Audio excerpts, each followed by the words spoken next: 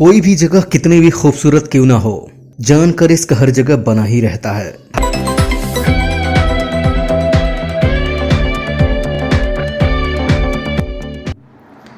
पहाड़ों पर घूमना किसे नहीं अच्छा लगता, और मेरा भी वर्षों पुराना सपना था। फाइनली वो दिन आ ही गया जब मुझे समर वेकेशन के दौरान पहाड़ी क्षेत्र में घूमने का मौका मिला। मेरे साथ घूमने जाने के लिए मेरी वाइफ, मेरा दोस्त और उसकी भी वाइफ साथ में थी।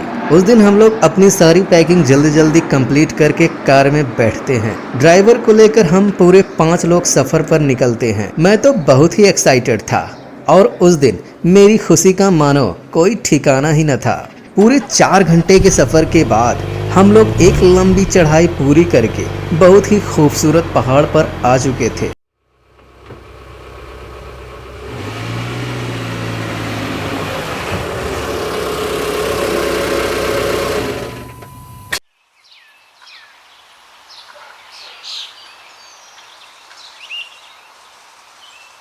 वहां से चारों तरफ देखने पर नज़ारा मानो किसी स्वर्ग से कम नहीं लग रहा था। वहां की हवाएं एकदम साफ और काफी ठंडी थी।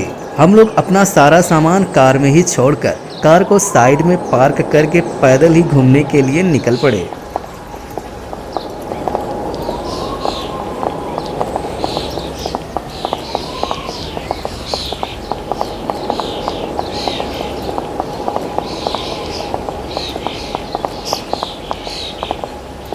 कुछ दूर चलते चलते मेरा दोस्त मुझसे बोला, यार तुमने तो आज कमाल ही कर दिया ऐसी जगह पर लाकर।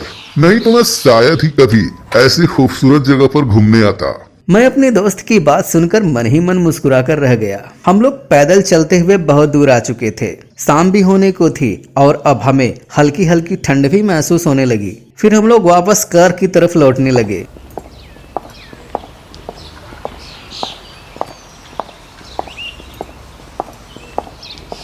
थोड़ी ही देर में हम लोग कार के पास पहुंच आए, लेकिन ये क्या, कार तो लॉक था और कार की चाबी ड्राइवर के पास ही थी। अगल बगल देखने पर ड्राइवर हमारे साथ में नहीं था, लेकिन अभी तो ड्राइवर हम लोगों के साथ ही घूम रहा था। लेकिन वापस आते समय बीच रास्ते में ही कहीं गायब हो गया था, जिसकी भनक हम में से किसी को भी नहीं थी। अब हम लोग ड्राइवर का थोड़ी देर इंतजार करने लगते हैं।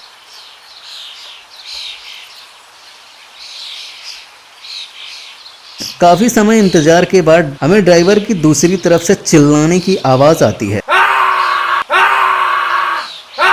और उसकी आवाज में डर का एहसास हम लोग साफ साफ महसूस कर सकते थे। फिर हम लोग भी डरते हुए ड्राइवर को ढूंढने के लिए उस आवाज की तरफ निकल पड़े।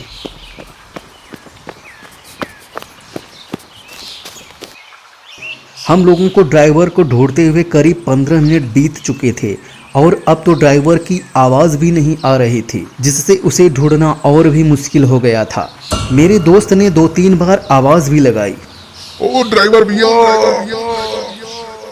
ड्राइवर भैया किधर हो, ड्राइवर भैया। लेकिन ड्राइवर की तरफ से हमें कोई भी रिस्पॉन्स नहीं मिला। हम लोग थोड़ी और दूर जाते हैं, तभी अचानक मेरे दोस्त की वाइफ ने जोर से चीखा। मैंने बड़ी हैरानी से पूछा, क्या हुआ आपको? तब उन्होंने कांपते हुए हाथों से ड्राइवर की तरफ इशारा किया। ड्राइवर की ऐसी हालत देखकर हम सभी लोगों की पैरों तले जमीन ही खिसक गई, क्योंकि ड्राइवर जमीन पर अधमरा पड़ा था और उसके शरीर पर किसी खूंखार जानवर के नाखूनों के निशान साफ साफ दिखाई दे रहे थे और चारों तरफ खून ही खून दिख रहा था।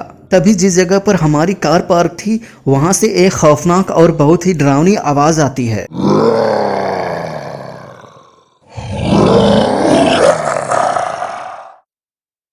मैंने तुरंत ड्राइवर के पॉकेट से कार की चाबी निकाल ली और सबको शांति बनाए रखने और कदमों को धीरे धीरे आगे बढ़ाते रहने को बोला।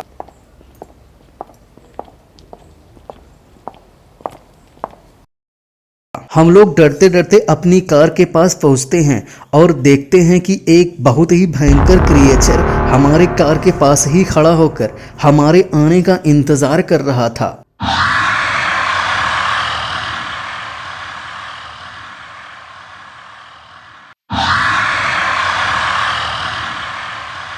हम लोगों के पास और कोई दूसरा चारा नहीं था जिससे हम लोग चुपचाप सारी शांति के साथ पेड़ के पीछे ही छुपे रहते हैं। कुछ समय के इंतजार के बाद वो क्रिएचर हम लोगों को ढूंढने के लिए रास्ते की दूसरी तरफ चला जाता है और मुझे यही मौका सही लगा उस क्रिएचर से पीछा छुड़ाने का। मैंने तुरंत सबको कार में बैठाया और कार को स्टार्ट करके सीधा वहां के नज़दीकी पुलिस स्टेशन की तरफ रवाना हो गया।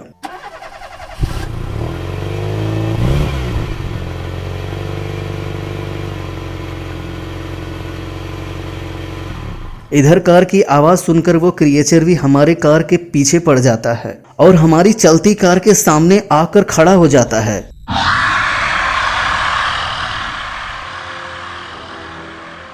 मैंने भी कार को फुल स्पीड के साथ चलाया और क्रिएचर को धक्का देते हुए आगे निकल गया।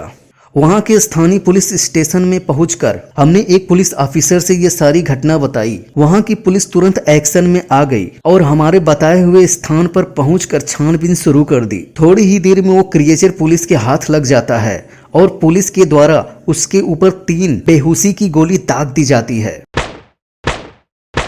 जिससे वो क्रिएचर वहीं पर ढेर हो जाता है। इसके बाद फॉरेस्ट डिपार्टमेंट को उस क्रिएचर की सूचना भेज दी जाती है और हमारे ड्राइवर को इलाज के लिए हॉस्पिटल में ले जाया जाता है। फिलहाल ड्राइवर का अच्छे से इलाज हुआ और उसकी जान बच गई और साथ में हम लोगों की भी जान बच गई, वरना न जाने हम लोग वापस अपने घर पर आ पाते कि नहीं। लेकिन आज भी जब कभी मेरा दोस्त मुझसे मिलता है तो उस क्रिएचर की बात मानो ताजा हो जाती है।